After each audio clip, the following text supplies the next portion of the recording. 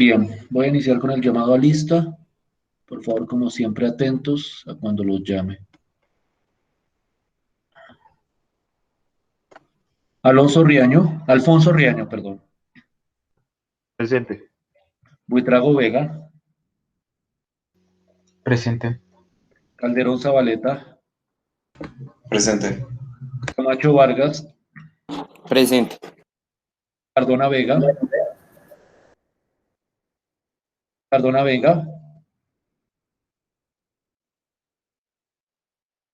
No, pero. Castellanos Huertas, Presente, profe. García Fique, Presente. García Manrique, Presente. García Romero, Presente. Gómez Sánchez, Gómez Sánchez, casi nunca. González Bonilla, Presente, profe. Guerrero Montes, Presente. León Romero, León Romero, ya no volvió. Lesmer Roldán, Presente. Montañez Galvis, Presente, profe. Montoya Duarte, Presente. Pardo Correa, Presente, profe. Piñeros Díaz, Presente. Plata Velasco, Presente.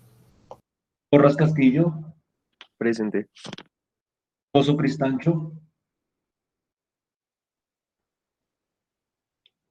Pozo Cristancho,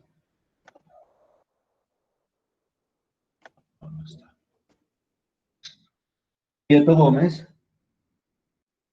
Presente. Rendón Rengifo, Presente. Riaño Torres, Presente. Rojas Forero, Presente, profe. Rojas Usma, Presente. Rosero Mármol, Presente. Torres Vega, Presente, profe.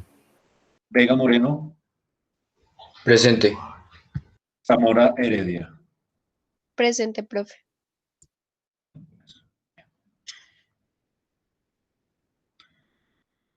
Hoy quiero primero cerrar, por decirlo de alguna forma, y concretar con el último ejemplo de aplicación que nosotros discutimos la vez pasada. Y una vez hayamos solventado esa última aplicación, es decir, nosotros ya discutimos diversidad de problemas, diversidad de contextos en los cuales se pueden utilizar los sistemas de ecuaciones lineales.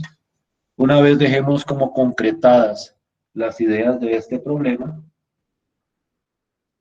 por lo menos en su parte interpretativa, cerramos con esta parte de aplicaciones, cerramos con esta parte de sistemas de ecuaciones lineales y empezamos a esbozar las ideas del siguiente gran tema que tiene el álgebra lineal, que es el estudio de vectores y matrices.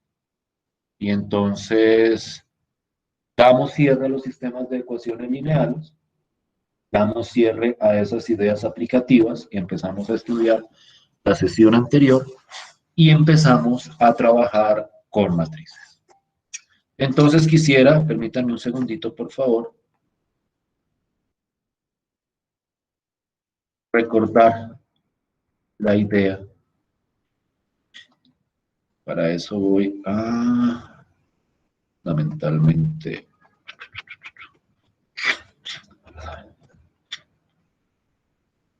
revisar esto acá. Ya lo vi.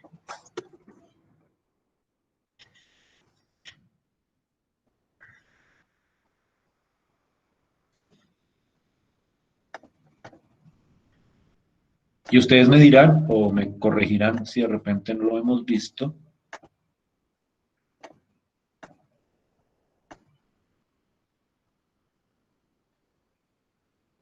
lo correspondiente a este problema. ¿Están viendo mi pantalla?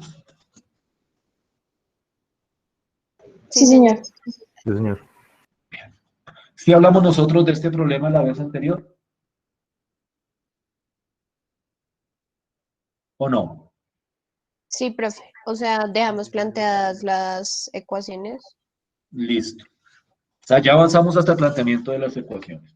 Y quedó claridad sobre el planteamiento de las ecuaciones. Las ecuaciones las tengo por acá. ¿Sí? ¿Sí recuerdan estas? ¿Sí eran las ecuaciones? Por favor, revisen. Sí, señor. Listo. Entonces nosotros Sí. habíamos hecho como un análisis previo a la resolución acerca de el tipo de soluciones que debería producirse cuando uno resuelve este sistema de ecuaciones a través de Gauss-Jordan. Y entonces nosotros habíamos previsto, y más que previsto, habíamos deducido, porque de alguna forma esto que yo tengo abierto o escrito aquí, digamos que es un hecho demostrable, y la demostración es prácticamente el razonamiento que nosotros hicimos la vez pasada, y es que como hay menos ecuaciones que variables, porque hay menos nodos que carreteras, entonces al haber menos pivotes que columnas, este sistema no puede tener única solución. Y entonces hay dos opciones. O el sistema no tiene solución, que eso implicaría, a ver si puedo volver a hacer este truquito el mismo de la vez pasada, así, que eso implicaría que esta red no se puede solucionar, es decir, no hay forma de pasar tráfico por acá. Eso sería si no tuviera solución, que es el caso más extraño, o el caso que más se produce, y es que el sistema tenga infinitas soluciones. Pero lo cierto es que para este sistema no hay una única forma de arreglar el tráfico, por decirlo de alguna manera. Y entonces creo que yo les había pedido el favor, y ustedes me dirán si en verdad se los pedí o no, que me resolvieran el sistema planteado. Y entonces quisiera saber, este fue el orden de las variables que escogimos, ¿no? O no sé si fue al revés. Si fue al revés no hay problema. Si fue al revés no hay problema porque es simplemente un cambio en el orden de las variables. No es que eso sea sustancial, pero es importante mantener el mismo orden sobre todo el sistema. Yo establecí el orden alfabético T, W, X, Y, Z. ¿Sí estamos de acuerdo hasta ahí? Sí, señor. Sí, Sí, señor. profe. Entonces, ¿alguno de ustedes resolvió el sistema? ¿Alguno de ustedes lo resolvió con cuidado o no lo hicieron? Si no lo hicieron, pues no hay problema. Díganme y miren que aquí lo tengo, mejor dicho. Pero entonces tendrían que echar una revisada rápida a cómo lo solucioné yo para ver si estamos de acuerdo o no estamos de acuerdo. Según la organización que yo hice, así quedaría la representación matricial. Excúsenme, a ver, trato de cuadrar las columnas. Lo que pasa es que aquí no. Se complicarán mucho leyendo esta matriz, así como la tengo, como no está bien alineadita. Después fue que se me ocurrió meterle tabla, pero ya en este momento ya no le había metido tabla. Entonces, estas tres primeras matrices sí son más o menos claras. La lectura, por lo menos. Sí, señor. Y entonces dense cuenta que como yo arranqué aquí con un 0, pues yo necesito ubicar un pivote acá. Bueno, siempre y cuando se pueda. Ustedes saben que dice Gauss-Jordan. Si no se puede, pues nos toca pasar a la siguiente columna. Pero en general siempre, en la primera columna, sí se puede poner pivote y se puede poner aquí, en esta posición de acá. Y la manera en este caso, obviamente, era un intercambio de filas. Y yo escogí intercambiar la primera fila con la tercera fila. Y esto fue lo que me quedó. Y entonces, posteriormente, pues convertí todo lo demás en 0. Revisen que las cuentas estén como acorde. No quisiera detenerme demasiado en la resolución de este sistema, porque al fin y al cabo, pues yo esperaría que lo hubieran hecho ustedes. Y además, pues Gauss-Jordan es algo que nosotros ya debemos tener totalmente interiorizado. Es decir, a estas alturas, resolver un sistema por Gauss-Jordan no debería tener ningún problema para ninguno de ustedes. Y entonces continúo acá, resuelvo. Ah, creo que hasta acá no hay como mayor misterio. Si hay algo que les suene como raro, me dicen. Aquí arriba voy poniendo las operaciones. Si alguien quiere que devuelva algún paso que le pareció como raro o que no le cuadra, me dice. Ah, José María, aquí me quedó la solución definitiva. Y aquí me quedó la solución definitiva. No, perdón. Porque acá, excúsenme, acá. Me lo subo acá.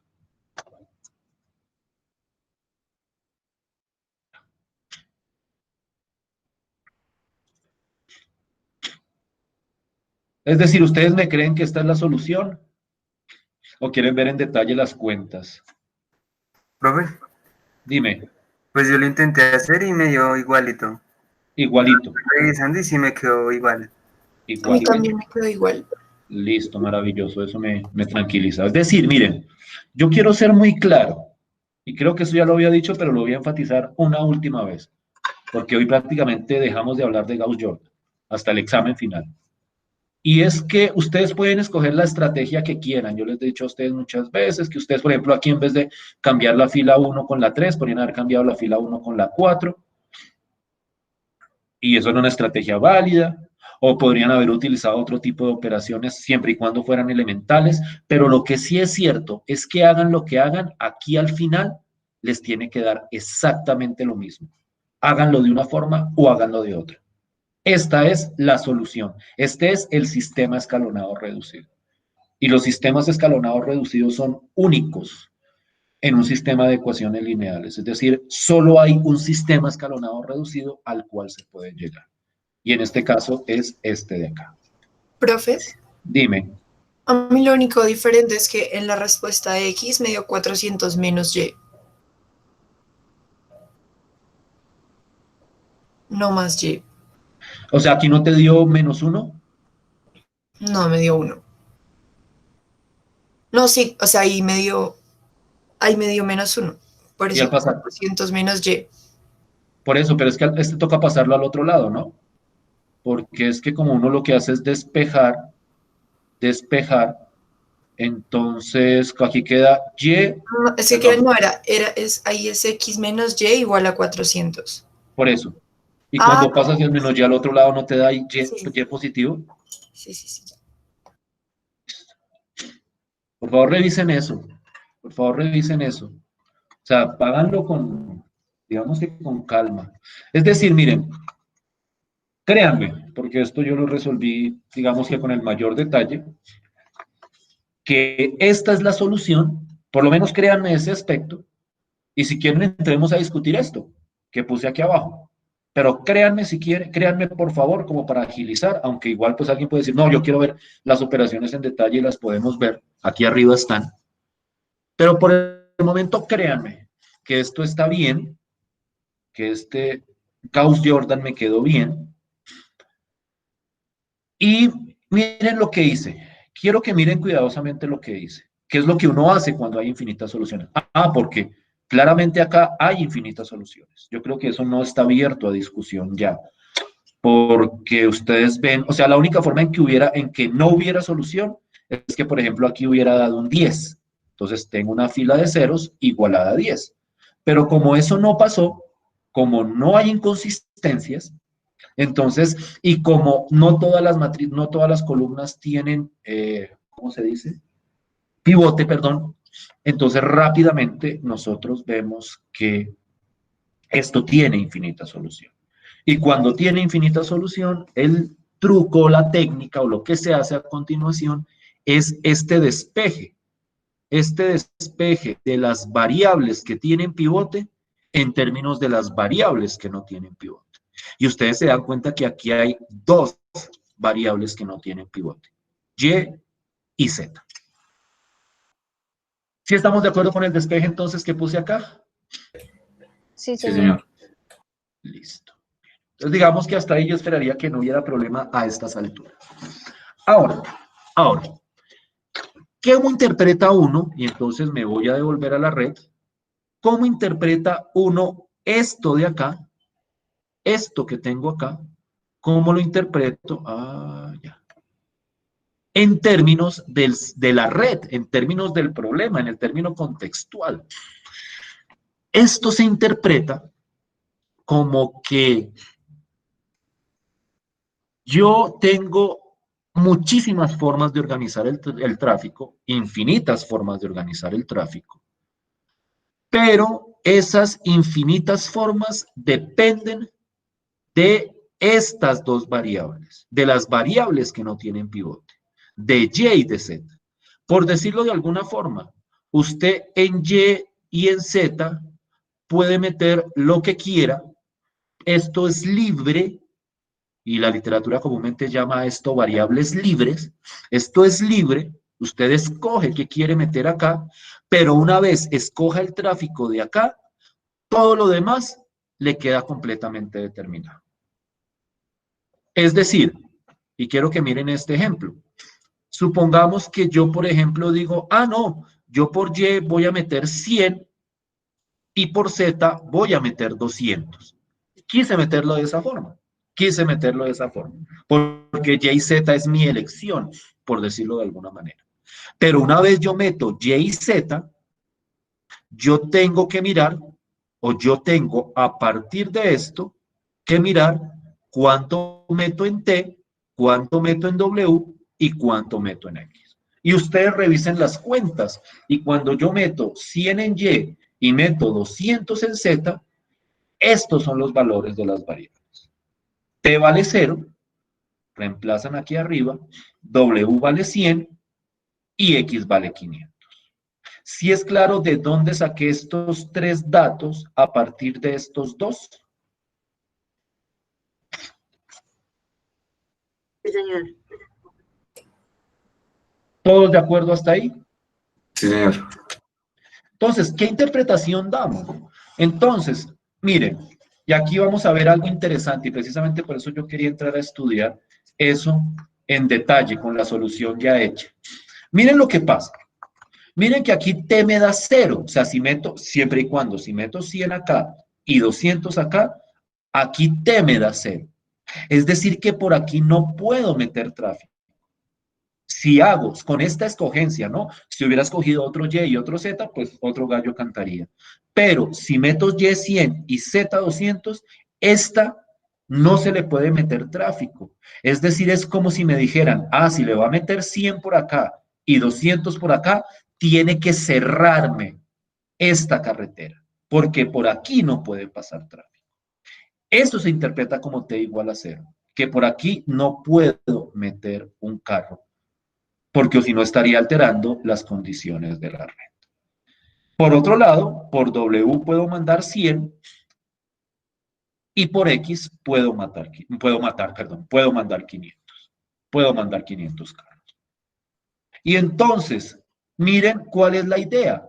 Yo escojo Y y escojo Z y a partir de eso determino el resto del flujo de tráfico en las otras variables o en las otras carreteras desconocidas.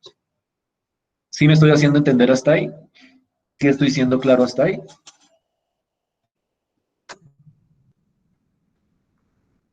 Sí, señor. Listo. Miren otra opción. Y esta opción tiene algunos rasgos interesantes. Supongamos que yo digo, ah, no. Bueno, entonces esa era una posibilidad, ok.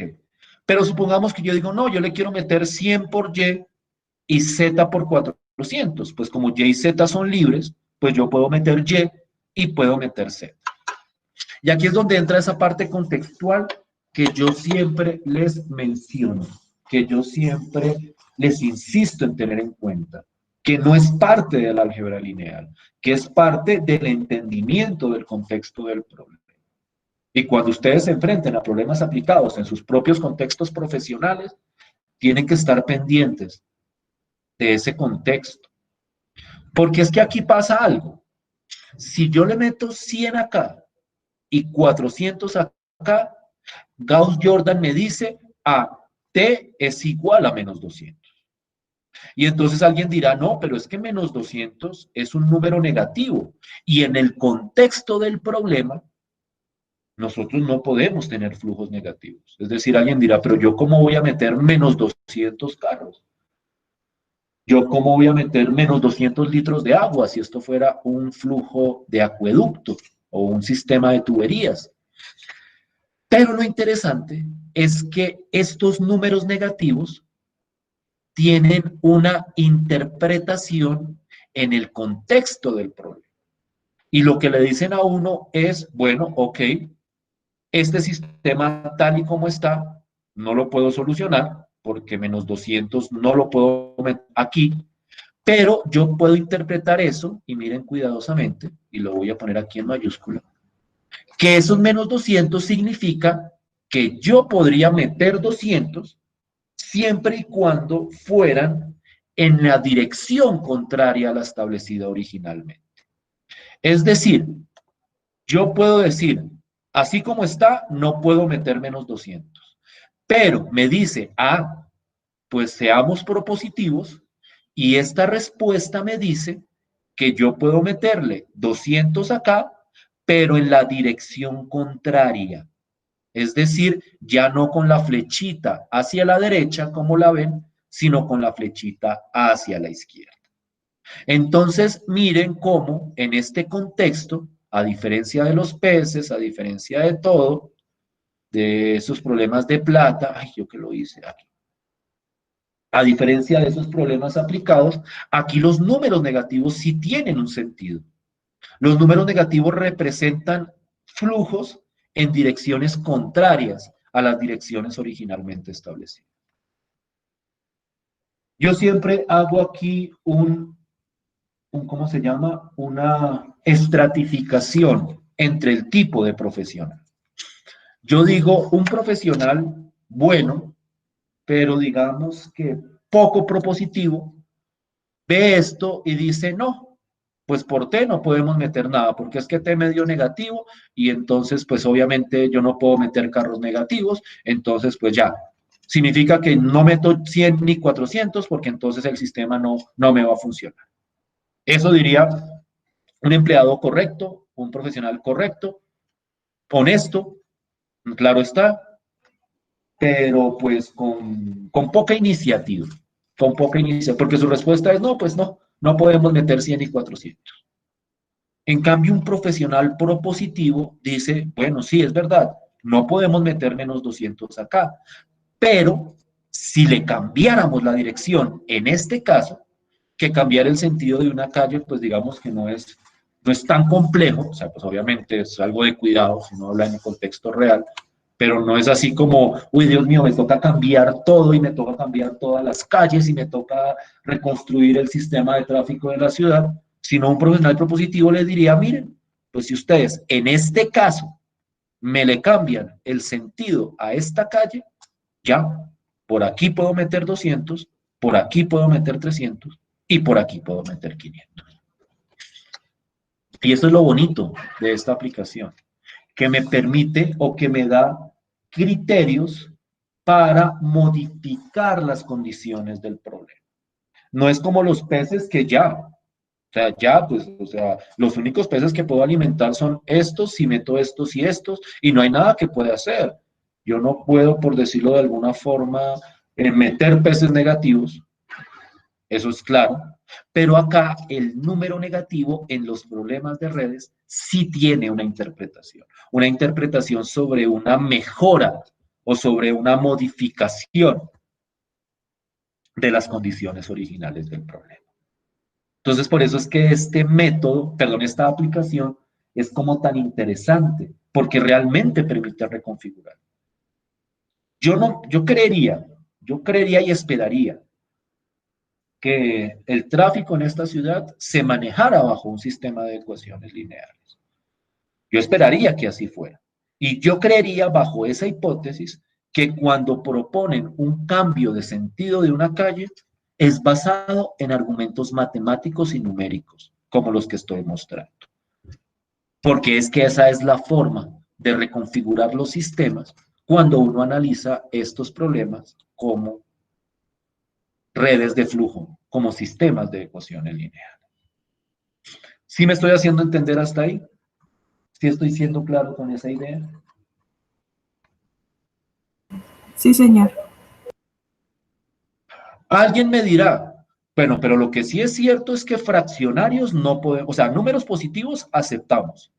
Números negativos o cero, pues aceptamos, ya entendimos a qué se refiere. Pero lo que sí es cierto es que números fraccionarios ni por el carajo, porque yo no puedo coger un carro, partirlo por la mitad y decir la mitad se va por este lado y la mitad se va por este lado. Y en eso sí les daría toda la razón. En eso sí les daría toda la razón.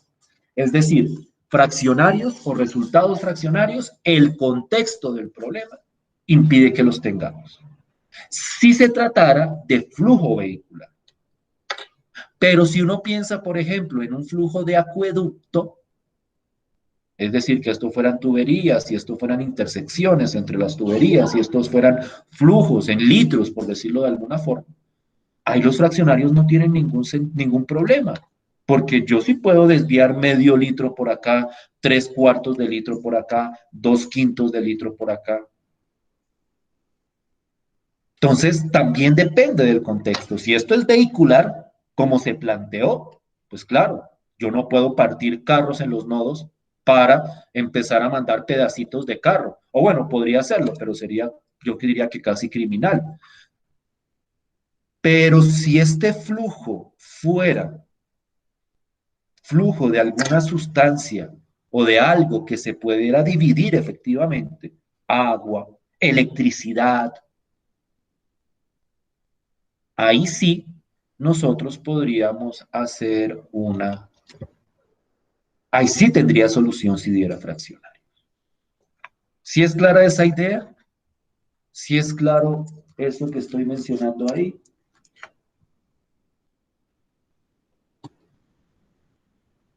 Sí, señor.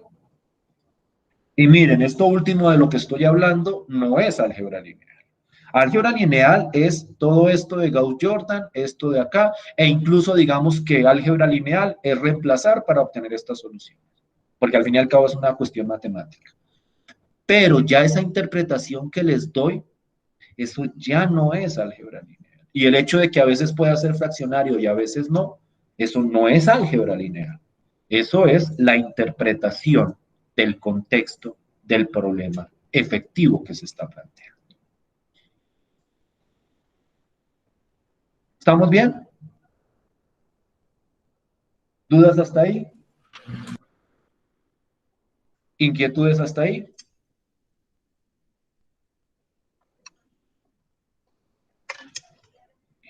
Y esto era lo que quería discutir para darle cierre al tema de las aplicaciones de los sistemas de ecuaciones lineales. Obviamente se nos quedan algunas que también conocidas que se podrían discutir, pero yo quiero más bien hablar de eso después. Es decir, en algún momento en que volvamos a retomar los sistemas de ecuaciones lineales, les digo, miren, esta otra aplicación que hay, interesante también, interesante también. Pero digamos que yo en este momento quisiera quedarme como con esas aplicaciones y como con la interpretación de esas aplicaciones que hemos visto hasta ahora. Habrá un taller, obviamente, o una tarea de problemas de aplicación, trataría de dejarla el día de hoy, pero digamos que eh, esto sería como lo que quisiera discutir sobre esas aplicaciones. No sé si quede alguna pregunta en el tintero o alguna duda. ¿Estamos bien hasta ahí? Sí, señor. Listo. Sí, profe. Bien. Entonces cierro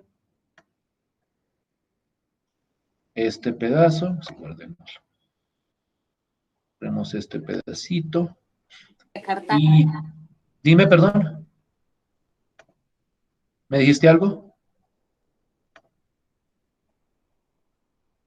Y quiero que entremos a mirar o iniciemos con un trabajo sobre un tema nuevo, diría yo. Denme un segundo, por favor.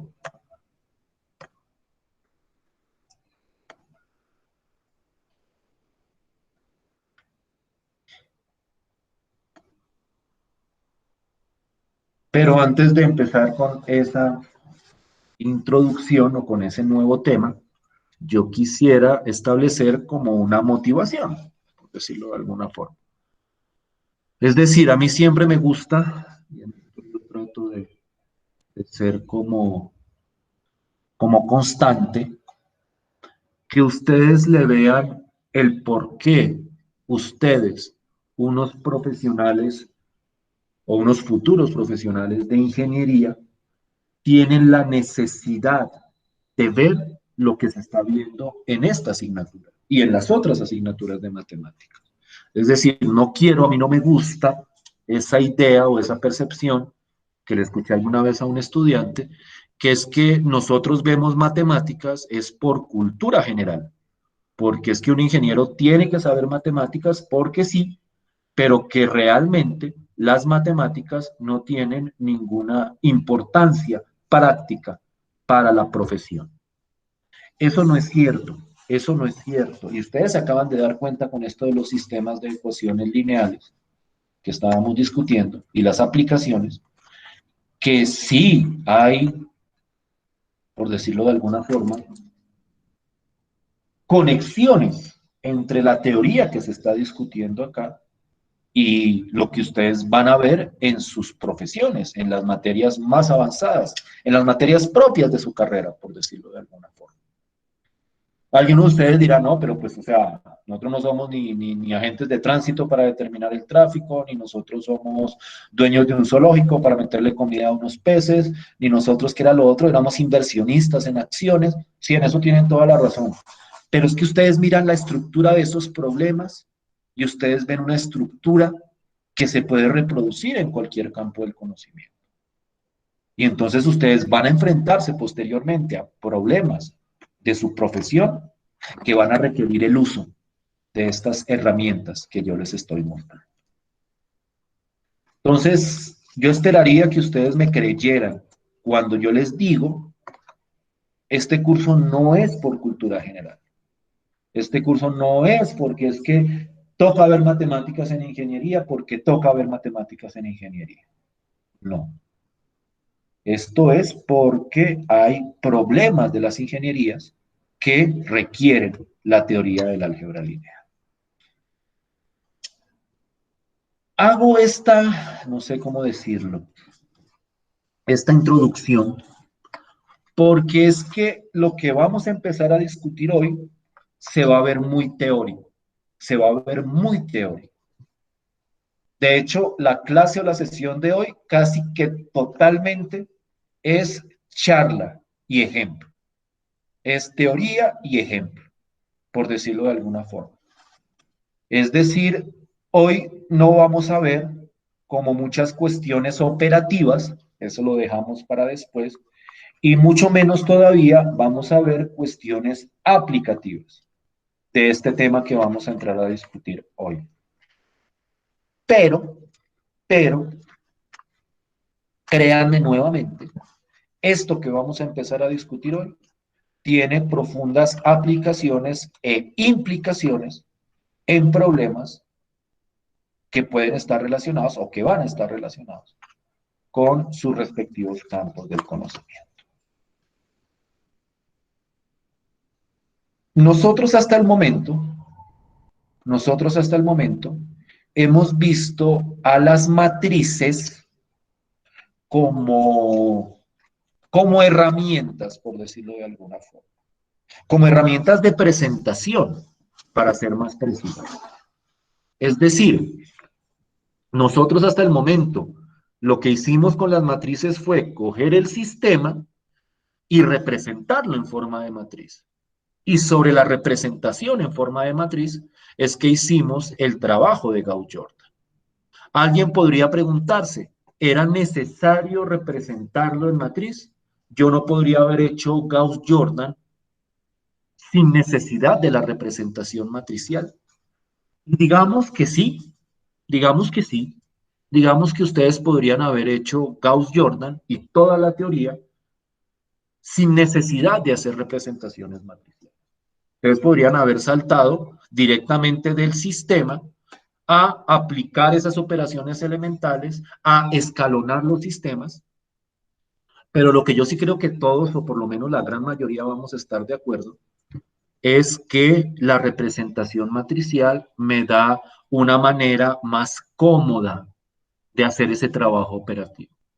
Si yo me pusiera a hacer Gauss-Jordan, que se puede hacer, pero eso ya casi nadie lo hace, digamos que eso es como arcaico, hacer Gauss-Jordan directamente en los sistemas.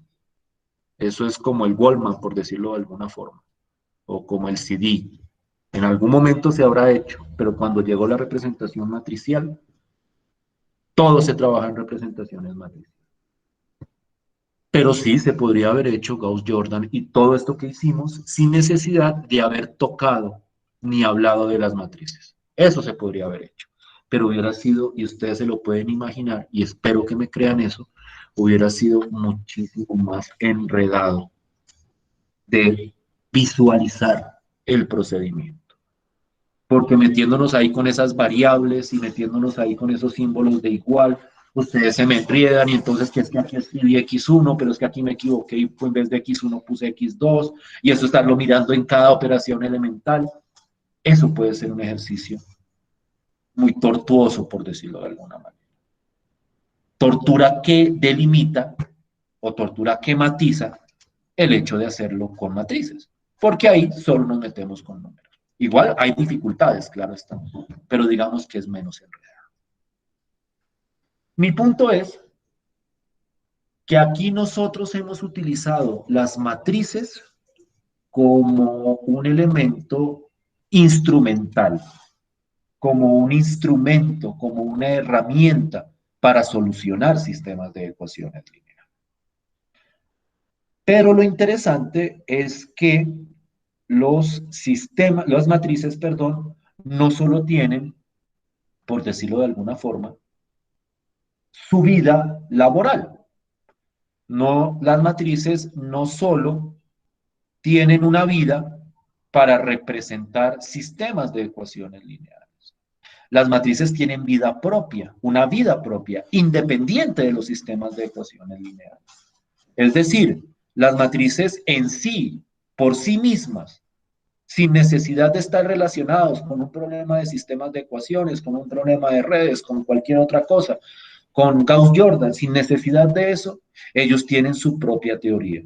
Y lo que nosotros vamos a empezar a discutir a continuación es la teoría de esas matrices y de un tipo particular de matrices, que es lo que se conocen como los vectores.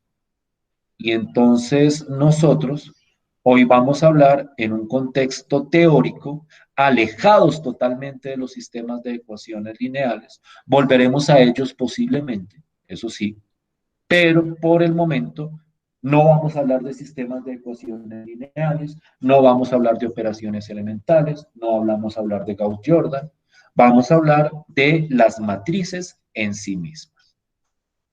Y entonces vamos a iniciar a estudiar su teoría. Y para eso necesito o quiero empezar con los siguientes conceptos. ¿Sí me van siguiendo hasta ahí? ¿Los aburrí con esa perorata? ¿Están despiertos? ¿Sí me oyen? Sí, señor profe. Listo, pues. Bien, bien, bien, bien. Entonces, lo que nosotros vamos a empezar a esbozar el día de hoy, que digamos que lo de hoy va a ser bastante sencillo, porque como les digo, es más teórico y más textual que cualquier otra cosa. Lo que vamos a empezar a discutir hoy es la teoría de los vectores y las matrices. Y para eso necesito establecer ciertas definiciones. Entonces voy a tratar de presentar esas definiciones de la manera más cómoda posible. Ay, no sé, me quedó todo esto. Voy a poner una vista un poquito más pequeña. Listo. ¿Sí alcanza a leer ahí con ese tamaño que les di? ¿O le subo un poquitico al zoom? Profe, súbalo un poquitico, por favor. Listo. Pues lo que pasa es que sí me interesa es que quede las dos definiciones ahí en la misma pantalla. Yo creo que ahí estaría bien, ¿cierto? Tal vez un 120. Ahí yo creo, ¿cierto? Ahí estamos bien. Sí, señor. Listo. Bien.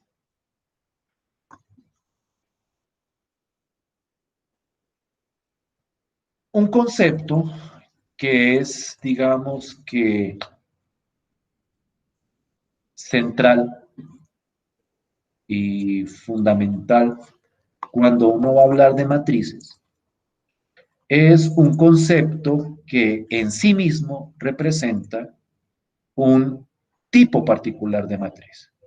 Es decir, estas definiciones que yo estoy mostrando acá son, por decirlo de alguna forma, tipos particulares o ejemplos particulares de lo que después definiremos como una matriz. Aunque nosotros ya hemos hablado de matrices, por decirlo de alguna forma, y lo hemos hablado de una manera informal, pero aún así hemos hablado de aspectos importantes de las matrices. Pero para hablar de las matrices de una manera totalmente formalizada, un concepto previo que es muy importante tener claro es el concepto vector. Vector desde un punto de vista algebraico, porque después nosotros vamos a hablar de los vectores, y esa va a ser la última parte del curso, desde un punto de vista geométrico. Creo que yo la primera clase les había dado como un esbozo de los temas que íbamos a discutir.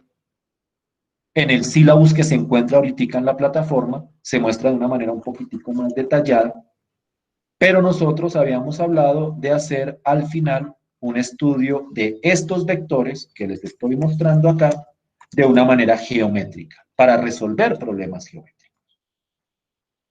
Pero por el momento, desde un contexto netamente algebraico, al hablar de vectores, nosotros hablamos de dos tipos de vector. El vector renglón, este libro utiliza una palabra, digamos que utiliza esta palabra renglón, aunque realmente la palabra, o sea, no es que realmente la palabra que nosotros hemos venido usando para hablar de renglones es la palabra fila. Es decir, el libro de Grossman habla de renglones y columnas, nosotros hablamos de filas y columnas. Entonces yo voy a estar hablando indistintamente aquí de vector renglón o vector fila, que son exactamente lo mismo. Y un vector de n componentes, un vector fila o renglón de n componentes, es simplemente, y aquí lo dicen de una manera, digamos que relativamente tecnificada, utilizan la palabra conjunto, conjunto ordenado. Cuando hablan de un conjunto ordenado, aquí a lo que hacen referencia es a una colección de números que tiene un orden específico. Y entonces esto es un conjunto ordenado de n números que se escriben como un renglón o como una fila de números. Entonces aquí va el primer número, coma, aquí va el segundo número, coma, aquí va el tercer número, hasta el número n-ésimo, donde n es cualquier número natural. Es decir, nosotros vamos a tener vectores renglón o vectores fila de dos componentes, y entonces aquí van a aparecer dos números, o vamos a tener vectores fila de tres componentes, y aquí van a aparecer tres números, o podemos contemplar también vectores fila de 10 componentes, de 20 componentes, de 50 componentes. Y entonces esos simplemente son arreglos numéricos o conjuntos ordenados de números separados por una coma. Se separan por una coma para evitar ambigüedades. Y yo recomiendo el uso de la coma en los vectores fila, porque así uno distingue correctamente cuál es una componente y cuál es la otra. Porque muchas veces, por ejemplo, alguien escribe, la primera componente es 1 y la segunda componente es 2, pero entonces olvidan poner la coma, y si escriben ustedes muy pegadito, terminan diciendo, eso es un 12, eso es un 12, porque es que aquí va el 1 y aquí va después el 2. Entonces pongan las comas para este tipo de vectores, a no ser que sea muy evidente, por decirlo de alguna forma, la diferencia entre las componentes. Y eso es un vector fila de n componentes. ¿Sí me estoy haciendo entender hasta ahí? ¿Sí estoy siendo claro hasta ahí? Sí, profe. Sí, señor. Entonces, digamos que ese concepto de vector es un concepto relativamente fácil de entender, porque son números arreglados. Ustedes han hablado de vectores incluso sin saberlo. Cuando ustedes hablan, por ejemplo, del plano cartesiano, y ustedes hablan del punto 2,4 en el plano cartesiano, que eso sí yo creo que ustedes ya lo han hecho en el curso de introducción al análisis, bueno, a no ser, sí, no, incluso los que hasta ahora están en primer semestre, los de ambiental, yo creo que ya han hablado un poquitico del plano cartesiano, o esperaría yo que ya fueran como por ahí. A ustedes les hablan de puntos, o en el colegio hablan del plano cartesiano, esos punticos en el plano cartesiano se pueden representar como vectores de dos componentes, o son vectores de dos componentes, y tienen una estructura de vector.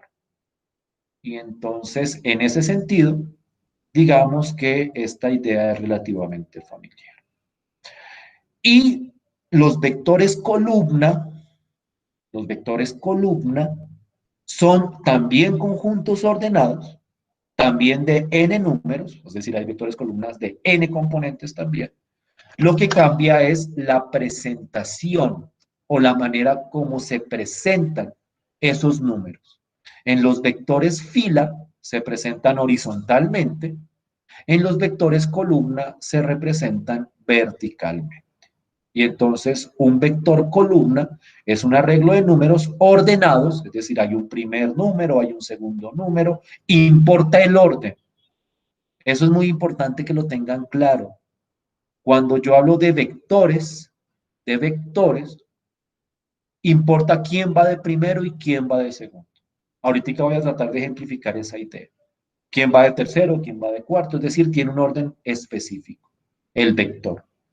Y en el caso de los vectores columna, esos conjuntos numéricos se representan por medio de esta presentación, una presentación vertical. Esos son los vectores columna de n componentes. ¿Sí me están siguiendo hasta ahí? ¿Sí me estoy haciendo entender con la idea hasta ahí? Sí, señor. Listo. Miren estos ejemplos, sencillos, tonticos. Este es un vector fila. Este es un vector fila de dos componentes. En algunos contextos y en este texto en particular, el número de componentes es lo que se conoce como la dimensión del vector. Y entonces nosotros vamos a hablar muchas veces del término dimensión. Y entonces aquí uno dice, ah, este es un vector que tiene dos componentes, es un vector fila de dos componentes, es decir, esto es un vector de dimensión 2. Entonces, cuando hablan de la dimensión, de lo que están hablando es de la cantidad de componentes que tiene el correspondiente vector. Lo hago por si acaso ustedes al ver en el texto ven esta palabra dimensión. Esta dimensión en los vectores se refiere al número de componentes que tiene el vector. Este de acá es un vector, pero esta vez es un vector columna de 3 componentes o de dimensión 3, y dense cuenta de estos 3 números y del orden que tienen estos 3 números. Primero va el 2, luego va el -1 y luego va el 5. Yo quiero aquí hablar un poquitico del orden, porque es muy importante que lo tengan en cuenta. Yo por aquí tengo, a ver si lo puedo escribir bien, yo por aquí tengo el vector 6,3, que es otro vector de dos componentes. Si ustedes miran este vector y lo comparan con este vector de aquí arriba, estos dos vectores son diferentes, son vectores diferentes. Porque alguien dirá, no, pero es que aquí hay un 3 y aquí hay un 6 y aquí también hay un 3 y hay un 6. Pero es que en las vectores el orden de las componentes es fundamental. Si yo escribo este vector y escribo este vector, son dos vectores completamente diferentes. Por más que tengan los mismos números, el orden de esos números es diferente. ¿Sí me estoy haciendo entender hasta ahí? ¿Sí estoy siendo claro hasta ahí? Sí, señor. Entonces aquí tengo un vector columna de 3 dimensiones, yo lo llamo el vector columna 2 menos 1, 5, y cuando lo digo de esa forma el orden queda completamente determinado. Aquí tengo el vector fila 2 menos 1, 0 y 4, es un vector de dimensión 4. Las componentes de un vector pueden ser cualquier número real, y cuando digo cualquiera, como siempre quiero decir cualquiera. Es decir, yo puedo tener vectores donde las componentes, algunas son números positivos, otras son números negativos, otros son números fraccionarios, e incluso números irracionales podría meter ahí. Yo creo que ustedes más o menos saben a qué me refiero con números irracionales.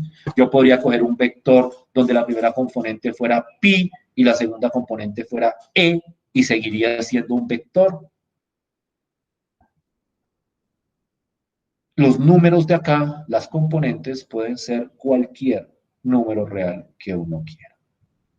¿Estamos de acuerdo hasta ahí? Y miren, este vector, el vector columna, para que vean que efectivamente yo puedo meter los números que yo quiera. Este es un vector columna de 5 componentes, es decir, de dimensión 5, y todas sus componentes son 0. En ese sentido, a ese vector es lo que se conoce como un vector cero. Entonces, cuando ustedes van a hablar, bueno, ¿cuál es el vector cero? No piensen en el numerito cero, sino piensen en un vector donde solo aparecen ceros. Claro, no le tienen que decir es el vector cero de 5 componentes, o de 4 componentes, o de 10 componentes, de las que sean, pero si dice vector cero, es porque todas sus componentes son iguales a cero. ¿Sí me siguen hasta acá? ¿Con esa idea? ¿Sí estamos claritos hasta acá? Sí, señor. Esto que les acabo de decir, y con esto cierro momentáneamente y nos vamos a un descanso de 10 minutos. ¿Alguien iba a decir algo, perdón? Ok. Esto que estoy mostrando acá, digamos que estas definiciones tan simples y tan sencillas, es, digamos, que la definición de vector con la cual nosotros vamos a trabajar durante esta parte del curso. Ya posteriormente veremos otras interpretaciones del término vector, como les decía hace un rato, en contextos geométricos, también en contextos físicos, porque el término vector es un término muy físico también. Ustedes han hablado, yo creo que ustedes en sus cursos de física 1 hablaron o están hablando, para los que están en primer semestre, de vectores en un sentido físico, como magnitudes físicas y ese tipo de cosas. Entonces la palabra vector es una palabra muy amplia, que abarca muchas cosas, que tiene muchas interpretaciones, muchas representaciones, es la palabra exacta. Representación algebraica, representación geométrica, representación física y otras más. Pero por el momento, los vectores, para nosotros, algebraicamente hablando, van a ser este tipo de objetos. Este tipo de objetos. Y con esa definición es que nosotros vamos a estar trabajando esta segunda parte del curso de álgebra lineal. ¿Cómo vamos hasta acá? ¿Sí estoy siendo claro hasta ahí? Sí, profe. Vámonos a descansar. 10 minutos. Son las 9:57. Volvemos a las 10:10. Descansemos 13 minutos. 10:10. 10:10 en punto. Estamos acá y continuamos con este análisis de los vectores y de las matrices. ¿Estamos de acuerdo hasta ahí? Sí, señor. Listo, pues. Nos vemos en 12 minutos.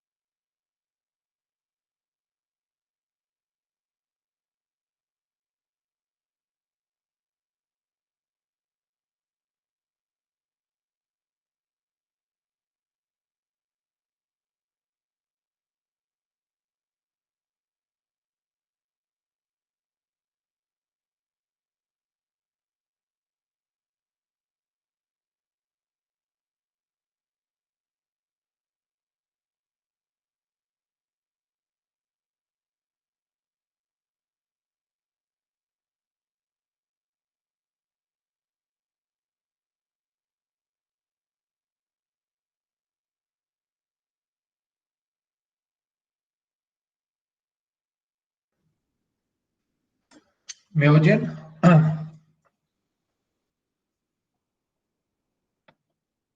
¿Sí me están oyendo? Sí, señor. ¿Sí están viendo mi pantalla?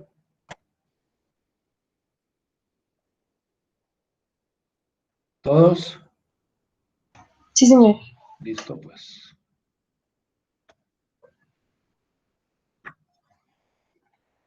Nosotros, como les estaba diciendo hace un rato, nosotros hemos estado hablando todo el tiempo de matrices en el proceso de Gauss-Jordan, es decir, pues las representaciones matriciales claramente son matrices, pero la definición propia de lo que es una matriz es o se puede relacionar completamente con el concepto de vector que nosotros habíamos discutido anteriormente. Yo puedo ver a las matrices, y este es, digamos que, un juego de palabras muy utilizado cuando uno está en esta teoría. Uno puede ver a las matrices como vectores de vectores, es decir, como vectores donde cada componente es un vector. Y entonces, en ese sentido, las matrices son arreglos rectangulares, por decirlo de alguna forma, es como una especie de rectángulo donde yo ubico un número real en sobre ese rectángulo o sobre ese arreglo rectangular, de tal forma que cada fila de ese arreglo corresponde precisamente a un vector renglón y cada columna de ese arreglo corresponde a un vector columna. Es decir, cuando uno mira una matriz, cuando uno mira un objeto matricial, uno ve vectores por todo lado. Ve vectores fila, que es lo que nosotros llamamos las filas de la matriz, y ve vectores columna, que es lo que nosotros llamamos las columnas de la matriz. Naturalmente, el número de filas y el número de columnas puede variar.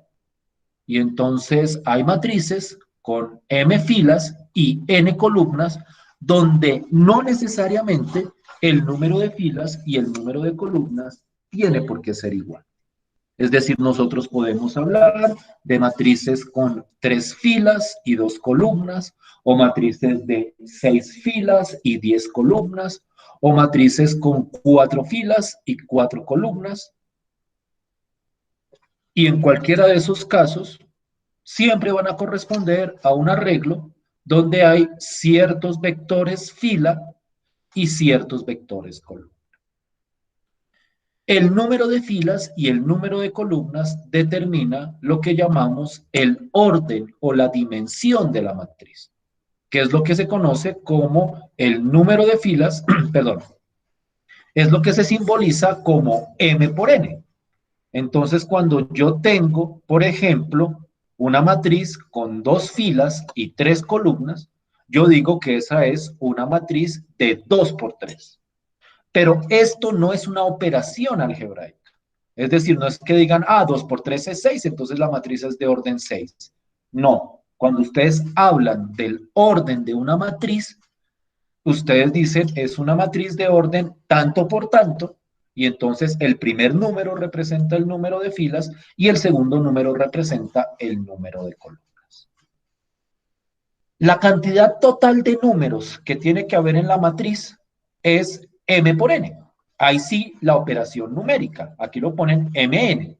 Es decir, si hay una matriz de orden 2 por 3, en total tiene que haber 6 números dentro de la matriz. ¿Sí estamos de acuerdo hasta ahí? ¿Sí me hago entender con estas ideas?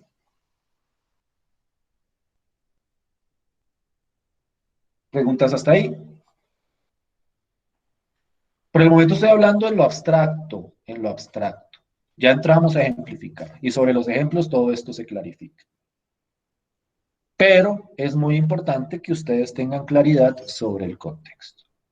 Aquí se borra. Aquí me robaron un pedazo. O aquí me robé un pedazo. Yo lo voy a escribir aquí entonces yo abajito. Ay, pero no me da el espacio. Aquí está. Espero que esto no los vaya a confundir. Subíndice.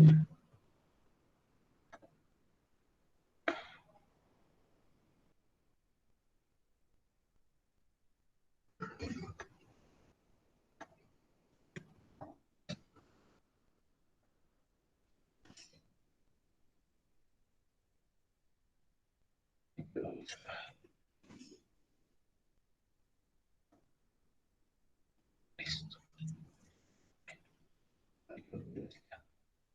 Ay, perdón. Listo, pues. Bien. Naturalmente, esos números que aparecen en la matriz tienen un orden establecido. Es decir, el número tiene como una ubicación dentro de la correspondiente matriz. A este numerito de acá se le conoce como el elemento 1, 1. Déjenme lo amplío acá.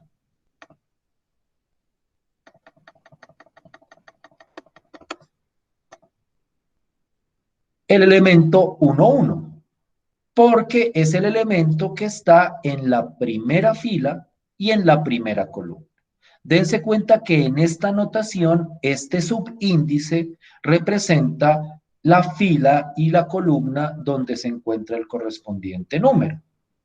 Entonces, por ejemplo, este numerito de acá, que está en la primera fila y en la segunda columna, se conoce como el elemento o la componente 1, 2 de la matriz. Y entonces yo puedo hacer referencia a una componente específica de la matriz simplemente indicando la fila y la columna donde ésta se encuentra. Y eso es lo que uno llama la componente o elemento IJ de la matriz, donde I es la fila en la que se encuentra y J es la columna donde se encuentra. Digamos que esta idea es relativamente sencilla. Y entonces si yo digo, busquen el elemento A25, pues entonces ustedes tienen que buscar el elemento que está en la segunda fila y en la quinta columna. ¿Cuál dije? A25, A25. Segunda fila y quinta columna de la correspondiente matriz. Entonces, cuando yo hablo del AIJ, me estoy refiriendo a un término específico o a una componente específica de la matriz que está ubicado en la fila I y en la columna J de la correspondiente matriz.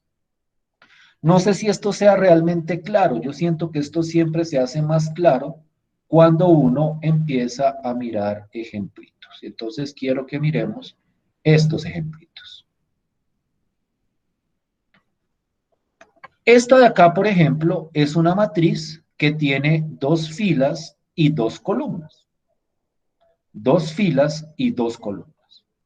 Entonces, esta es una matriz de orden 2 por 2.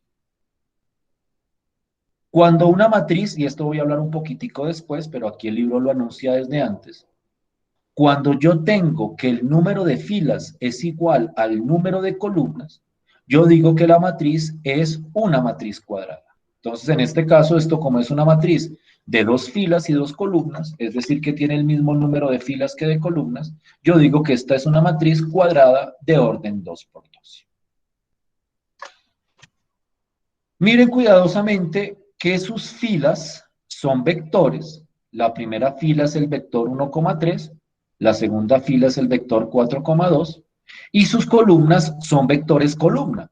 El vector columna 1,4 y el vector columna 3,2. En ese sentido, como les decía antes, yo puedo ver a una matriz como un vector lleno de vectores, por decirlo de alguna forma. Yo les pregunto lo siguiente, para ver si fue claro lo que discutí anteriormente. Supongamos que yo les digo, en esta matriz, ubíquenme la componente 1, 2. ¿Cuál es la componente 1, 2 de esa matriz?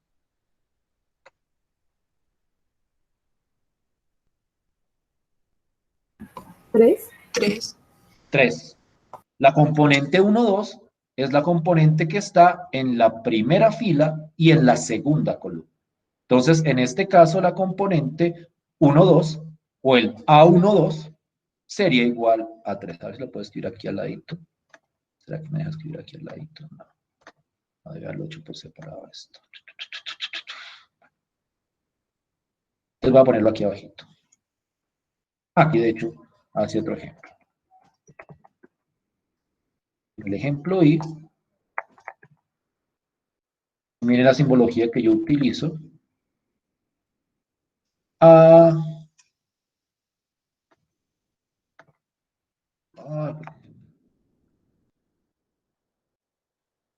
2 es igual a 3. Y entonces, estoy diciendo acá es que la componente, en el ejemplo I, que es este ejemplo de acá, la componente en la primera fila y en la segunda componente, pues corresponde al número 3. ¿Sí me siguen hasta ahí? ¿Sí estamos de acuerdo hasta ahí? Sí, señor.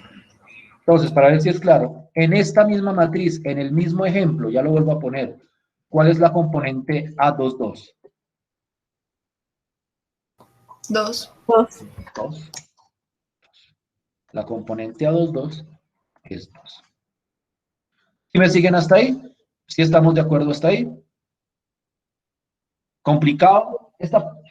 Esta parte que estamos viendo hoy, créanme que es sencilla y es tan sencilla que puede ser hasta aburridora, pero pues tenemos que hacerla para dejar totalmente clarificados, porque todo lo demás que trabajemos sobre matrices se desprende, por decirlo de alguna forma, de todos estos conceptos que hemos discutido hasta ahora. Miren el ejemplo 2. Entonces voy a preguntar por cada ejemplo, voy a preguntar una componente específica, a ver si estamos claros o no. En el ejemplo 2 que ustedes ven acá, ¿cuál es la componente A31? 1. 1. ¿Sí estamos de acuerdo en que es 1? Sí, señor. Listo. En el siguiente ejemplo, ¿cuál es la componente A13? 1. 1 también. En el ejemplo 4, ¿cuál es la componente A32? Menos 6. Y en el ejemplo 5, ¿cuál es la componente A24? 0. De hecho, en esa última matriz, todas las componentes son iguales a 0. Cuando una matriz tiene componentes, todas las componentes iguales a 0, eso es lo que yo llamo la matriz 0. Y en este caso es la matriz 0 de orden 2×4. ¿Sí estamos de acuerdo hasta ahí? ¿Sí me hago entender hasta ahí?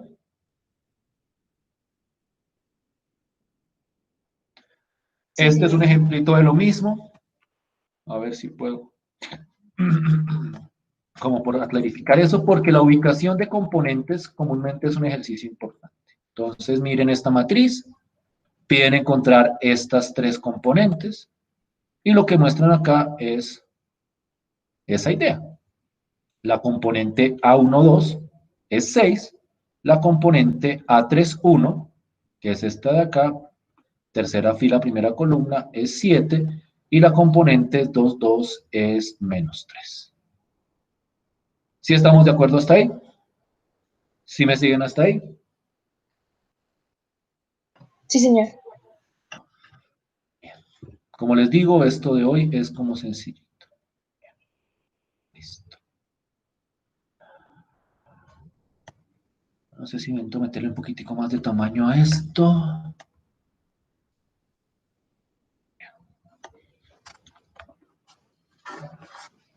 una operación, o mejor dicho, nosotros ya hemos analizado, digamos que las características fundamentales de lo que es cada matriz por separado.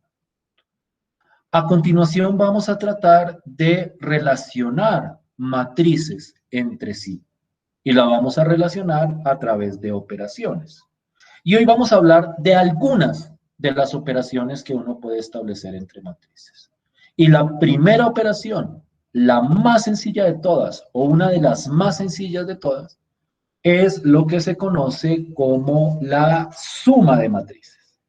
Es decir, vamos a coger dos matrices y las vamos a sumar. Y aquí hay varios aspectos que hay que tener en cuenta a la hora de calcular la suma de una matriz. Si ustedes miran al lado derecho, se hace una advertencia. Y la advertencia es que para sumar dos matrices, eso solo se puede hacer cuando las matrices son del mismo tamaño o mismo orden, por decirlo de otra forma. Es decir, que yo para poder sumar dos matrices necesito que ambas tengan la misma cantidad de filas y la misma cantidad de columnas. Esto digamos que se hace relativamente explícito cuando aquí dice que las dos matrices tienen que ser de orden m por n. Y entonces, a la hora de definir la suma de matrices, la definición es muy sencilla. Esta es la parte simbólica, teórica, que todos los textos traen, con simbología, pero digamos que la parte realmente importante es esta parte de aquí abajo. Porque lo que me dice es que si yo quiero sumar dos matrices, la matriz A y la matriz B, asumiendo que A tiene sus propias componentes y B tiene sus propias componentes, entonces la matriz es simplemente coger cada componente de cada matriz y sumarla en su correspondiente orden. Es decir, yo sumo la componente 1, 1 de una matriz más la componente 1, 1 de la otra matriz. La componente 1, 2 de una matriz más la componente, aquí se equivocó el libro, aquí es B1, 2. A1, 2 más B1, 2. Aquí, por ejemplo, sumamos la componente 2, 2 más la componente 2, 2. Es decir, la suma de matrices, y yo comúnmente trato de obviar esto, pero es que así lo van a encontrar ustedes en el texto, entonces es bueno que lo vean. Pero en el fondo, lo que se está diciendo es que si usted tiene dos matrices y las quiere sumar, pues simplemente haga la suma componente a componente. Sume una componente específica de la matriz con la otra componente y ahí tiene la componente específica del resultado. No sé si esto sea claro del todo. Yo creo que esto se clarifica más con un ejemplo. Y entonces quiero que miren este ejemplo tan sencillo. Pero pues así es que son las sumas de matrices. Yo tengo esta matriz A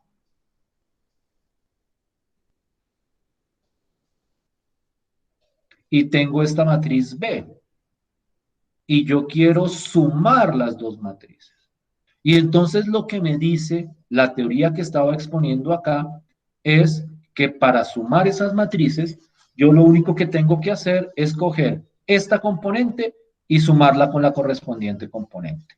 2 más 0 da 2. Luego cojo la siguiente componente.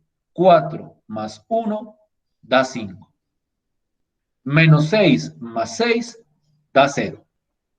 7 más menos 2 da 5. 1 más 2 da 3. 3 más 3, empiezo a agilizar acá. 3 más 3 da 6. 2 más 4 da 6. 1 más 3 da 4.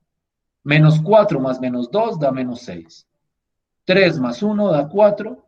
Menos 5 más 4 da menos 1. Y 5 más 4 da 9.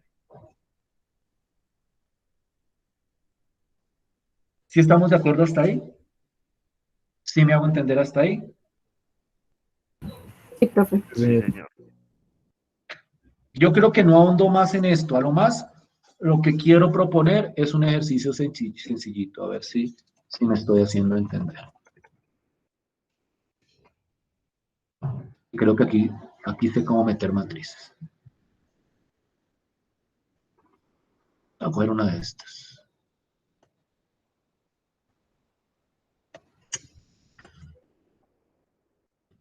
¿Por qué no me puso paréntesis? ¿No había opción con paréntesis? Ah, con corchetes, aquí está.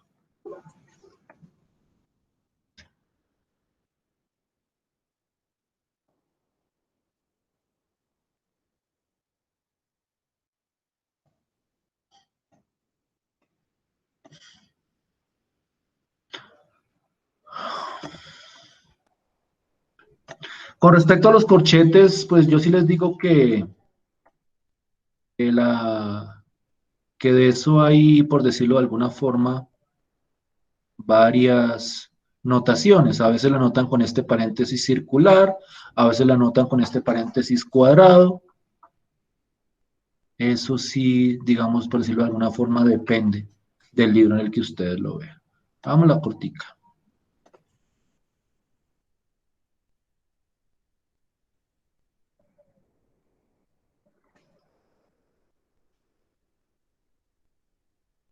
Rápido, rápido, rápido.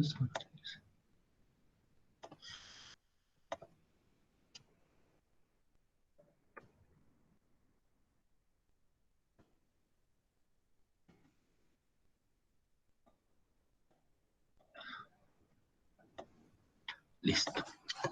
Entonces, rápidamente, ¿cuánto daría la suma de estas dos matrices que estoy poniendo ahí?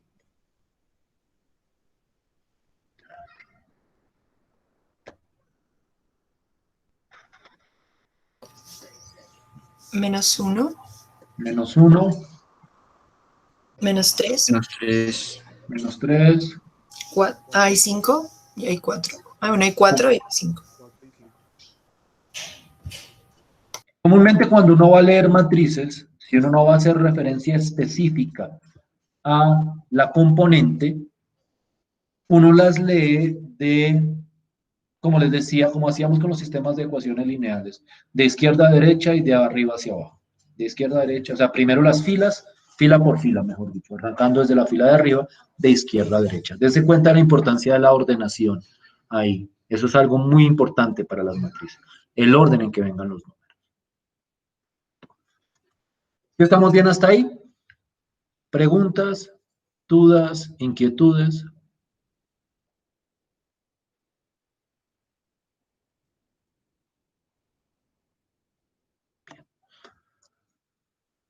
Listo. A ver si puedo poner todo esto acá. Trata de ampliar. Esto se puede hacer más grande. Listo. Bien.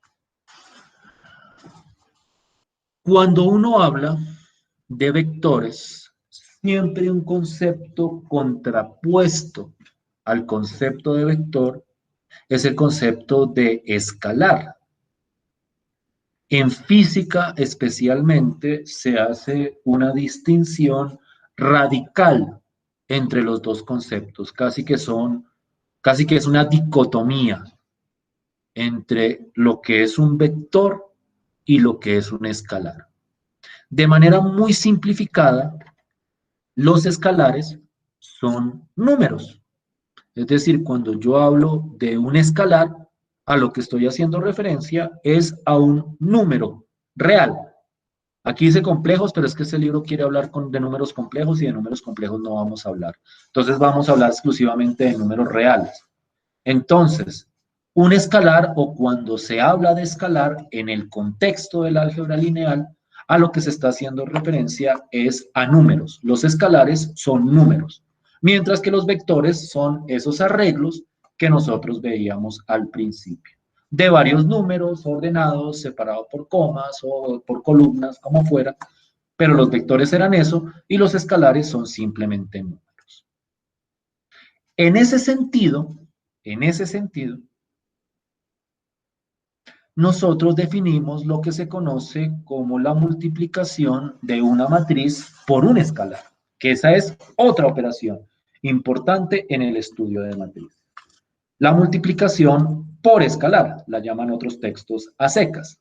La multiplicación de una matriz por un escalar, que es simplemente la operación de coger un número, un escalar, que aquí llaman alfa, y multiplicárselo a una matriz. Entonces me dan un número, 2, 3, 5, el que sea, me dan una matriz y me dicen haga la multiplicación o el producto por escalar de este número con esta matriz. Y esa operación consiste simplemente en coger este número y multiplicárselo a cada componente de la correspondiente matriz. Es decir, si yo quiero coger la multiplicación entre un número y una matriz, lo que hago simplemente es coger el número este y lo multiplico por la componente 1, 1, luego cojo este número y lo multiplico por la componente 1, 2, y cojo este número y lo multiplico por la componente bla, bla, bla, bla, hasta que multipliquemos todas las componentes por el correspondiente número. Eso es lo que dice esta expresión. Miren, es multiplicar cada componente de A por un número, por el correspondiente escalar. Creo que aquí tengo un ejemplo, espero que tenga un ejemplo. Mírenlo, por ejemplo. Miren, por ejemplo, esto. Yo tengo esta matriz, una matriz. Vamos a jugar a ver, vamos a ver si estoy claro. ¿De qué orden es de qué orden es esta matriz? 4 por 4. ¿Sí?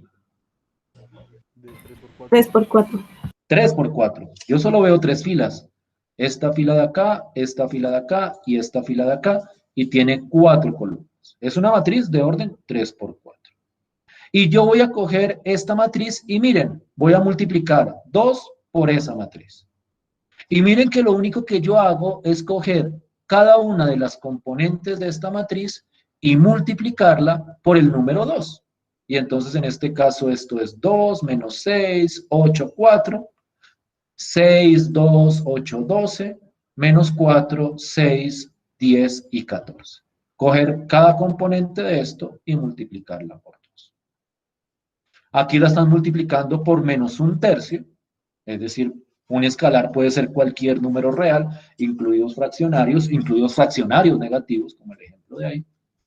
Y entonces en ese caso, yo tengo este resultado.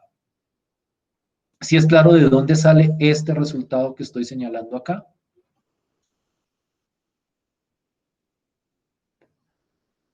¿Sí me están siguiendo hasta ahí?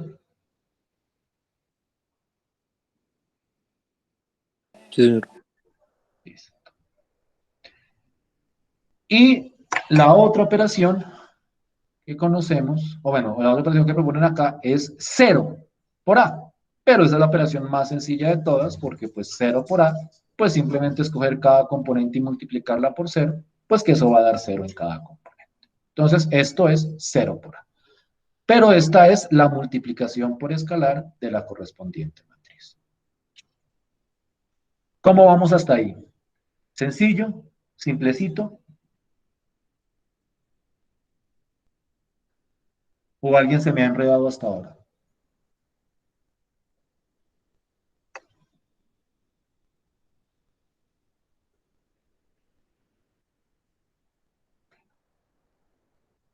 ¿Sí me están escuchando?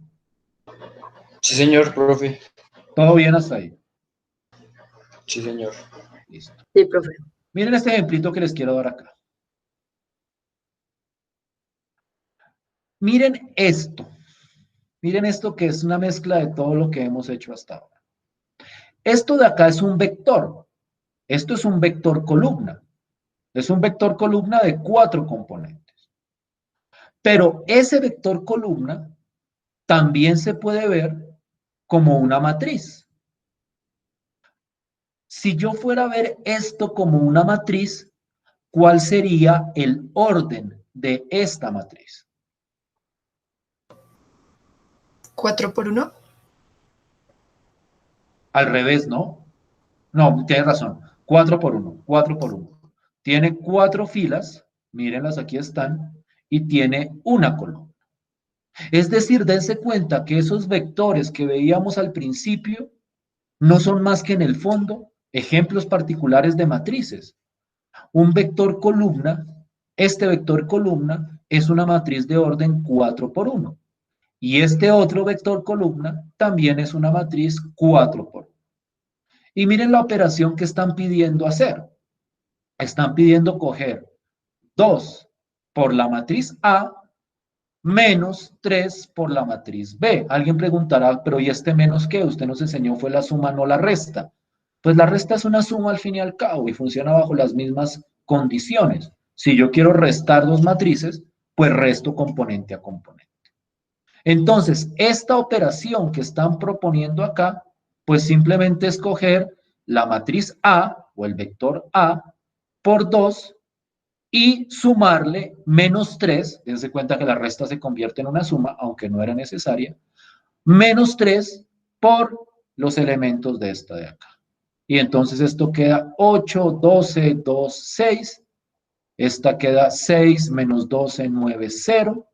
Y luego hago la suma. Como las dos matrices tienen el mismo orden, y no olviden que esa es una condición impajaritable, para poder hacer una suma entre matrices, que las dos matrices tengan el mismo número de filas y de columnas, como por ejemplo acá, esa suma, pues es simplemente hacer la suma componente a componente. 8 más 6, 14, 12 menos 12, 0. Dime. Si ahí no tuvieran, o sea, si ahí, por ejemplo, no fueran iguales, simplemente se hace la multiplicación y se deja expresado y ya. Ni siquiera. Solo Ni siquiera. dice que no. Ni siquiera. Uno dice esa operación no se puede hacer. Ok. No se puede hacer. O sea, si ni siquiera, si al final de dar ni siquiera un resultado, ni siquiera se pongan a hacerle cuentas intermedias. ¿Para qué? Si uno ya sabe que al final no va a obtener un resultado. Ella pregunta es, por ejemplo, si esta matriz tuviera un orden distinto a esta matriz. Por ejemplo, si este fuera un vector de este fuera un vector columna de 5 componentes. Pues la operación no se va a poder hacer. Tal vez cada una de estas sí se va a poder hacer, pero la operación completa, que es el objetivo final, pues no se va a poder realizar. Entonces uno ni siquiera la intenta, mejor dicho. O sea, ni siquiera le hace un pedacito. ¿Para qué? ¿Para qué si al fin y al cabo no va a dar ningún resultado? ¿Sí me hago entender hasta ahí? ¿Sí estoy siendo claro hasta ahí?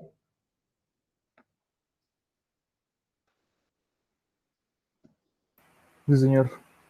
Listo.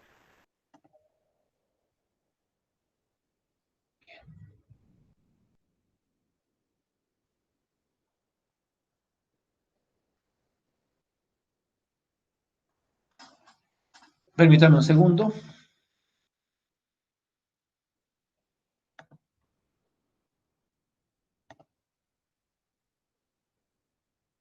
A ver si me sale bien así. Listo. Nos queda poquito tiempo, entonces quiero que dediquemos este poquito tiempo a que ustedes practiquen. Miren acá en este ejercicio que aquí ya no tengo un vector columna, sino un vector fila. Estos vectores fila también se pueden ver como matrices. ¿Cuál sería el orden, por ejemplo, de esta matriz? Esta que estoy señalando acá. ¿Sí me están 1 viendo? por 3. 1 por 3. Una fila por 3 columnas. Esta también es de 1 por 3 y esta es de 1 por 3. Entonces lo que piden hacer acá son estas operaciones. Estas operaciones de acá. Y miren este ejemplo de acá. Tengo matrices, ¿por qué hace esto? Como de titelear lo que estoy compartiendo. En fin. En fin. Tengo esta matriz. Regálenme el orden de esta matriz. 3 por 2. Es de 3 por 2. Y esta también y esta también. Y piden hacer todas estas operaciones. Entonces yo quiero que, si quieren, en lo que nos queda de clase, se pongan a hacer esas cuentas que aparecen ahí, para ver si es claro y para ver si no están presentando problemas. Y pues cualquier cosa me preguntan, aunque yo esperaría que no hubiera mayor dificultad con esto, porque es que estas dos operaciones que estoy mostrando acá, de suma y multiplicación por escalar, son las simples, son las operaciones sencillas entre matrices.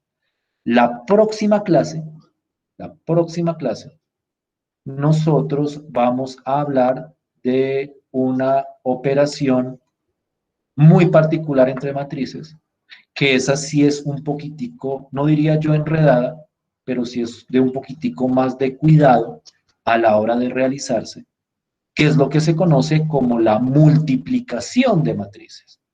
Vamos a ver que esa multiplicación entre matrices no es la que uno esperaría, tiene una definición muy particular y específica, y entonces esa sí vamos a tener que mirarla con cuidado. Pero esta de acá para mí no presenta, no creería que para ustedes no debería presentar ningún inconveniente, ni realizar todas las operaciones que aparecen acá. ¿Sí estamos bien hasta ahí? Sí, ¿Preguntas? ¿Dudas? ¿Inquietudes?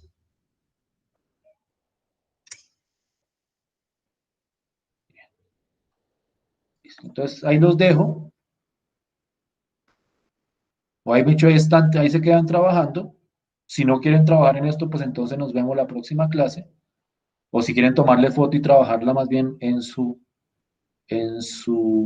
casa, bueno, en su casa ya están, en su tiempo por fuera de clase, pues no, pues no hay problema.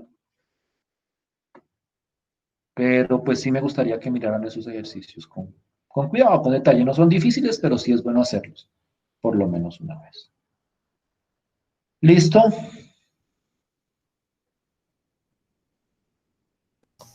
vale, profe, gracias. No, gracias a ustedes, que estén muy bien. Feliz día. Bueno, profe, gracias.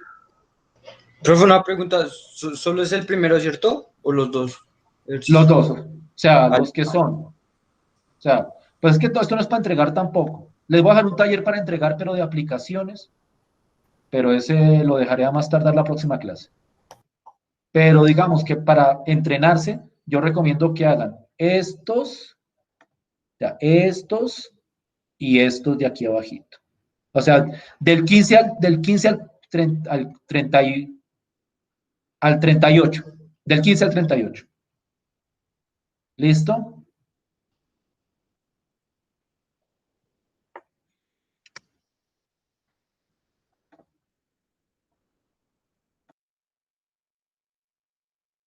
Vale, profe, gracias. No, gracias a ustedes. Que pasen un feliz día.